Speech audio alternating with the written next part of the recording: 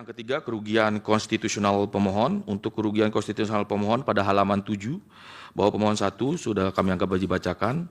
Untuk di halaman 8, bahwa pemohon 1 mengalami kerugian secara aktual, fakta dan nyata, kami anggap dibacakan. Di halaman 9, bahwa pemohon 1 di sini pemohon 1 menambahkan kerugian secara potensial. Izin yang mulia kalau untuk secara potensial kami bacakan yang mulia. Di poin-poin yang penting saja yang mulia. 17 di poin 17 halaman 9, bahwa pemohon 1 mengalami kerugian secara potensial karena pemberlakuan pasal akuo yang diuji konstitusionalnya pasal 18 ayat 1 Undang-Undang Kepolisian untuk kepentingan umum pejabat kepolisian negara Republik Indonesia dalam melaksanakan tugas dan wewenangnya dapat bertindak menurut penilaian sendiri dengan alasan sebagai berikut. Bahwa pemohon 1 dirugikan secara potensial karena pemohon 1 melihat penegakan hukum tumpang tindih dan bias dalam tubuh institusi kepolisian karena pemberlakuan norma pasal 18 ayat 1. Bahwa pemohon 1 melihat dalam berbagai sosial media yang sedang viral mengenai ketimpangan perlakuan yang pemohon 1 kutip dalam berita tentang Dr. Samira alias Doktif yang sudah menjadi tersangka atas laporan Dr. Adrias Henry Situngkir sejak 17 Maret 2025 Polda Sumatera Utara.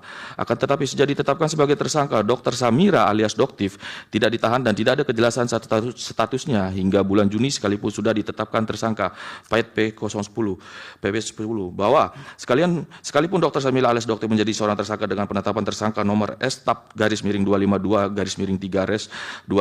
Reskrim tanggal 17 Maret, tidak ada kejelasan dan kepastian yang didapatkan oleh korban atau pelapor Dr. Andreas Henry Situngkir karena mengingat menurut beberapa pemberitaan yang didapatkan bahwa Dr. Samira alias Doktif dibacking oleh oknum kepolisian yang berpangkat jenderal yang berada dalam tubuh institusi kepolisian. Hal tersebut terjadi karena pemberlakuan norma pasal akuo 18 ayat 1 bertindak menurut penilaiannya sendiri PSP 11. D. Bahwa fakta nyata Dr. Samira alias Doktif sudah menjadi tersangka dengan garis miring S/252-3-2-5 Reskrim tanggal 17 Maret tetapi tidak ditahan dan memiliki perbedaan perlakuan.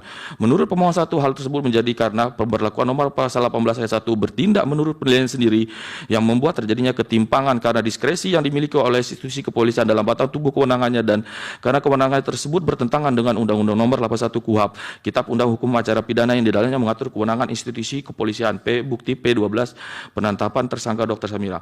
Bahwa pemberlakuan norma pasal 18 ayat 1 bertindak menurut penilaian sendiri yang didalilkan pemohon 1 yang diambil dari perkara konkret tentang tumpang tindih dan biasnya norma penilaiannya sendiri yang bisa saja berpotensi pemohon 1 yang juga berprofesi sebagai advokat dapat dikriminalisasi setiap saat oleh oknum kepolisian karena pemberlakuan pasal akuo. Bahwa pemohon 2 kami anggap dibacakan yang mulia. Halaman 11 kami anggap dibacakan, halaman 12 kami anggap dibacakan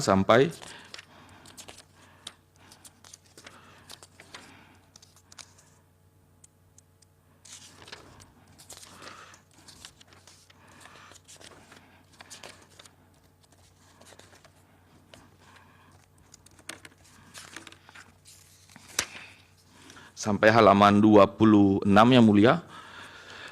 Di poin ke-30 bahwa pemohon 3 merupakan profesi sebagai advokat dan sering melakukan pendampingan terhadap klien baik di pengadilan maupun di luar pengadilan. Kerugian konstitusi yang dialami oleh pemohon 3 karena keberlakuan pasal 18 ayat 1 Undang-Undang Kepolisian sangat rawan disalahgunakan oleh oknum kepolisian dan dapat dijadikan alat bagi oknum kepolisian melakukan tugas secara sewenang-wenang dengan berdalil telah sesuai prosedur dan bersesuaian dengan isi pasal 18 ayat 1 Undang-Undang Kepolisian untuk kepentingan umum pejabat kepolisian negara Republik Indonesia dalam melaksanakan tugas dan wewenangnya dapat bertindak menurut penilaian sendiri. Bahwa karena pemohon 3 berprofesi sebagai advokat, pemohon 3 pernah mengalami kejadian yang tidak menyenangkan karena mendampingi kliennya.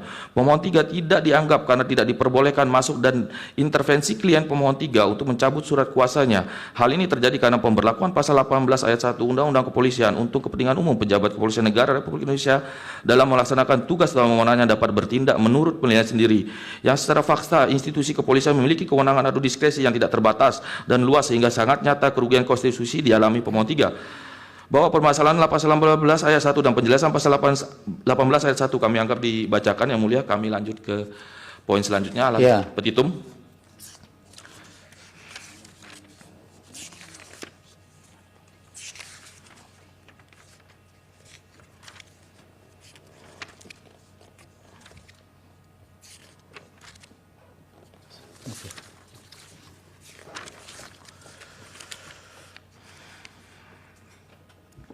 Izin Yang Mulia, kami lanjutkan ke petitum, yang lainnya kami anggap dibacakan. Petitum, bahwa dari dulu seluruh dalil-dalil yang diuraikan di atas dan bukti-bukti terlampir. Dengan ini para pemohon memohon kepada Yang Mulia Majelis Hakim Mahkamah Konstitusi untuk kiranya berkenan memberikan putusan sebagai berikut. Menerima dan mengabulkan permohonan para pemohon untuk seluruhnya. Menyatakan pasal 18 ayat 1 Undang-Undang Nomor 2 Tahun 2002 tentang Kepolisian Lembaga Negara Republik Indonesia tahun 2002 Nomor 2 Tambahan Lembaga Negara Republik Indonesia Nomor 4168 bertentangan inkonstitusional dengan Undang-Undang Dasar 1945 dan tidak mempunyai kekuatan hukum mengikat.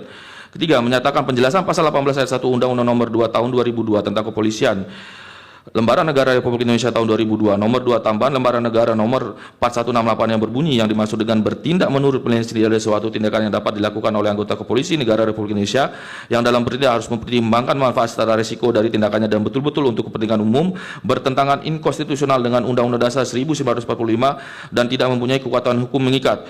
Memerintahkan pemuatan putusan ini dalam berita negara Republik Indonesia sebagaimana mestinya, atau apabila Mahkamah Konstitusi berpendapat lain, mohon putusan yang seadil-adilnya.